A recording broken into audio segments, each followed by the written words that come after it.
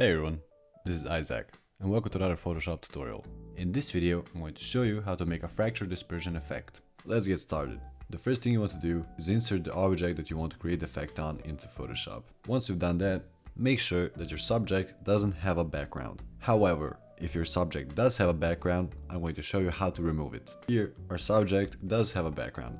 What we're going to do is right-click this magic wand, select the object selection tool, and select our subject. As you can see, the object selection tool didn't select the lightsaber. Make sure you have this setting enabled and make another selection. Press Command J to duplicate the layer, and then you can delete the old layer. And as you can see, now our subject is left without a background. Let's get started with the dispersion effect. What we're going to do is by holding Command and clicking on the layer, make a selection of our subject. Once we've done that, I'm going to make a mask. Then, while having the mask selected, I'm going to press on the adjustment layers and create a solid color layer. Choose any color that you find suitable. I'm going to choose white. Drag the solid color layer underneath our subject. Right-click on the mask we just made and click Apply Layer Mask.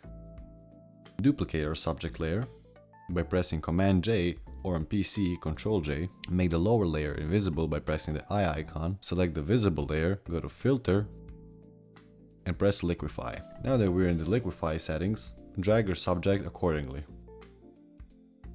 Once we've done that, you can press OK. I'm going to select the layer we just liquefied, and holding Option on Mac or Alt on PC, I'm going to create a new mask. I'm going to select the brush tool, and I'm going to select Kyle's spatter brushes. Once we've done that, we can start drawing our subject.